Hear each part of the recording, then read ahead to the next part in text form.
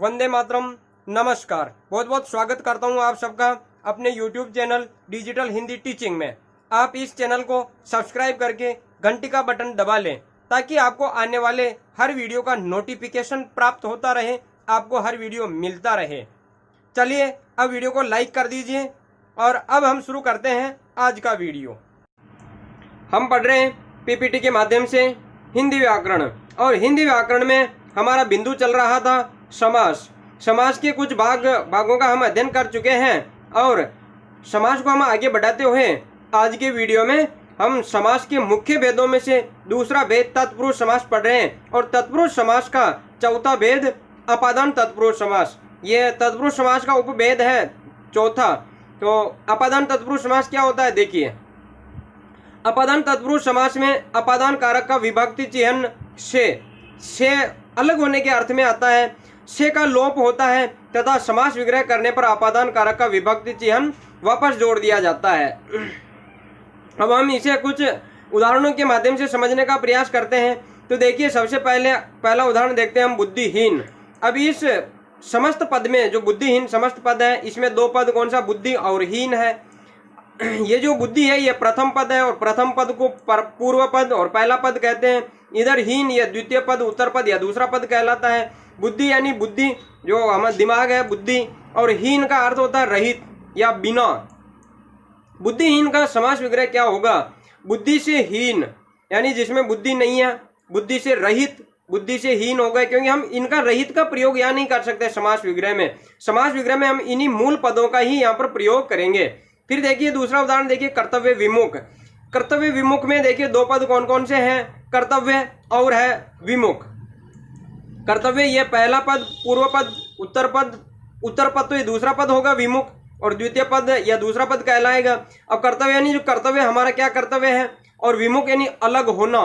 इसका समास विग्रह क्या होगा कर्तव्य विमुख का, कर्तव्य से विमुख। अब देखिए हम यहाँ पर अलग होना नहीं लिख सकते, इनका अर्थ हमें यहाँ पर लिखना नहीं है, हमें उन मूल शब्दों का प्रयोग करना है जिनसे समास विग्रह समस्त पद बनाता, और वही समास विग्रह में हम उन्हीं का प्रयोग करते हैं। अब इनमें देखिए ये जो प्रथम पद है बुद्धिहीन, बुद्धिहीन समस्त पद उस व्यक्ति का बोध कराता है जिसमें बुद्धि नहीं है, तथा इस पद में बुद्धि पद के साथ में हीन पद जुड़ने पर यह अर्थ स्पष्ट होता है। हम बुद्धि की बात नहीं कर रहे हैं, हम उस आदमी की बात कर रहे हैं जिसमें बुद्धि नहीं है, जो बुद्धिहीन है। तो बुद्धि के साथ में हीन शब्द जुड़ा, तब उस आदमी का अर्थ आया कि ये कौन सा आदमी जो बुद्धिहीन व्यक्ति है, मूर्ख आदमी है, ये बुद्धिहीन है। तो जिसमें बुद्धि नहीं है, मूर्ख आदमी, उसके लिए बुद्धिहीन शब्द का प्रयोग किया गया। तो हीन शब्द जुड़ा बुद्धि के साथ में, तभी यह अर्थ प्रकट हुआ है। तो इसमें द्वितीय पद प्रधान हो गया, तत्पुरुष समास में द्वितीय पद प्रधान होता है। अब हम देखते हैं इसके कुछ अन्य उदाहरण, और अन्य उदाहरणों के माध्यम से हम समझने का प्रयास करते हैं अपादान तत्पुरुष समास के अन्य उदाहरण, जिसमें से विभक्ति चिन्ह है इसका, और यह होता है अलग होने के अर्थ में। देखिए रोग मुक्त। अब हम वैसे अगर मान ले जाए कि इसमें हम अपने मन से विभक्ति चिन्ह लगाए, गलत ही लगाकर देखो एक बार, ताकि हमें पता चले कि इसमें गलत क्यों हो रहा है। हम कह सकते हैं रोग का मुक्त, रोग पर मुक्त, रोग ने मुक्त, रोग के लिए मुक्त। होगा क्या भाई, रोग से मुक्त होगा, यानी रोग से अलग हो चुका है। अलग होने के अर्थ में अपादान तत्पुरुष समास होता है, अपादान कारक होता है। तो रोग से मुक्त, पहले रोग ने जकड़ा हुआ है, पहले रोग ग्रस्त था, वह कर्ण समास है, कर्ण तत्पुरुष समास, रोग ग्रस्त। लेकिन रोग मुक्त, अब वह रोग से अलग हो चुका है, रोग मुक्त हो चुका है। फिर देखिए पथ भ्रष्ट, पथ पर भ्रष्ट, पथ में भ्रष्ट, पथ के लिए भ्रष्ट क्या होगा, होगा पथ से भ्रष्ट। जो पथ से भ्रष्ट हो चुका है, जिस मार्ग पे चलना चाहिए था उस मार्ग पर नहीं चल रहा है, तो ये अलग हो गया, पथ से अलग हो गया ना, जिस पथ पर चलना चाहिए उससे अलग हो गया। फिर देखिए धनहीन, इसमें भी अगर आप गलत विभक्ति चिन्ह लगाएंगे स्वतः ही पता चल जाएगा कि ये तो हमने गलत विभक्ति चिन्ह का प्रयोग कर लिया। धन से हीन, जो धन से अलग है, धन नहीं है उसके पास में, धन से हीन है, तो अलग हो गया।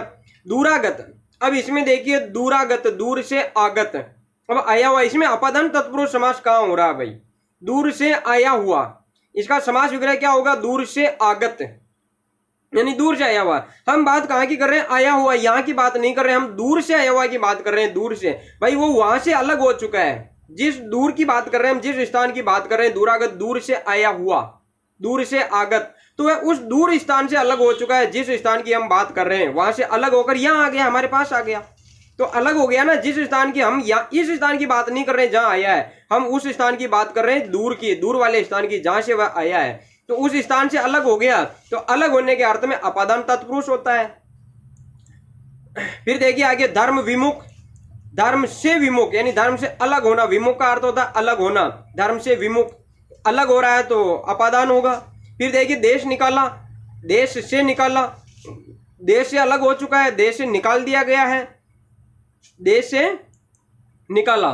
जात बाहर, इसमें क्या होगा, जात के लिए बाहर होगा, जात में बाहर होगा, क्या होगा, जात से बाहर, जाति से बाहर, क्या हो जाएगा, जाति से बाहर, अलग हो रहा है। अलग होने के अर्थ में अपादान तत्पुरुष समास होता है, अपादान कारक होता है।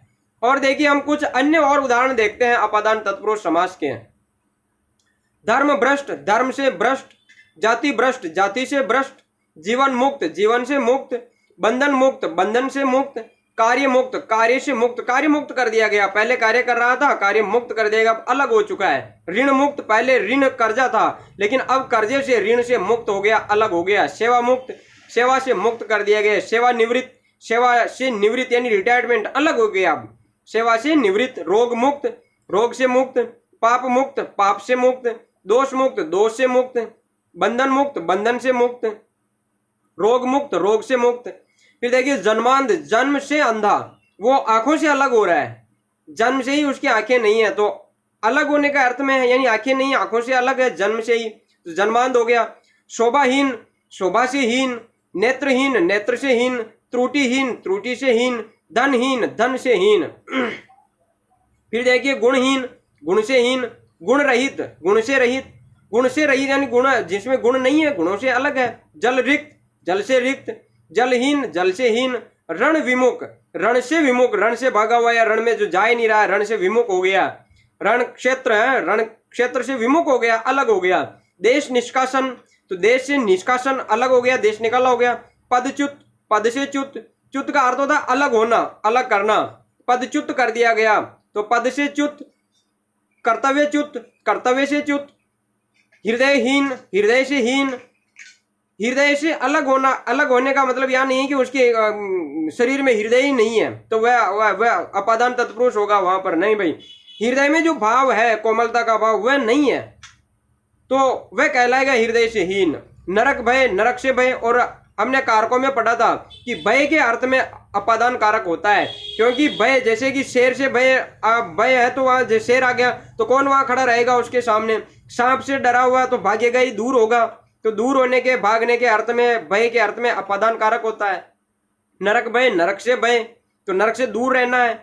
आशातीत, आशा से अतीत, परे यानी दूर, आशा से दूर, आशातीत, कोई बात है जो आशातीत है, जो हमारी हम उसकी आशा ही नहीं कर सकते, अलग हो गया। इंद्रियातीत, इंद्रियों से अतीत, ऐसी चीज जो इंद्रियातीत यानी जो हमारी 5 ज्ञानेंद्रियां हैं, इंद्रियां हैं, इनके समझ में नहीं आने वाली चीज, इनको इनसे दिखाई नहीं देने वाली चीज, तो इंद्रियातीत वो इंद्रियों से अलग हो गई।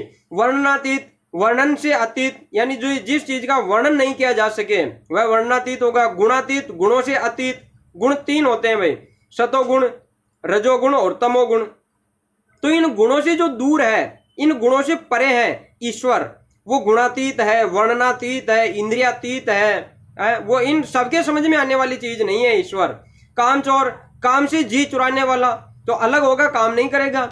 विद्या रहित, विद्या से रहित। लोकोत्तर, लोक से उत्तर यानी उत्तर का अर्थ होता परे, अलग, लोकोत्तर यानी लोक से अलग, तो अलग होने के अर्थ में अब समय है आज के प्रश्न का, और आज का प्रश्न है ये जो नीचे दिए गए शब्द हैं इनमें कौन सा समास होगा और इनका समास विग्रह क्या होगा। देखिए निम्न शब्दों में कौन सा समास है तथा समास विग्रह करें, और ये समास विग्रह आपको कमेंट बॉक्स में करना है।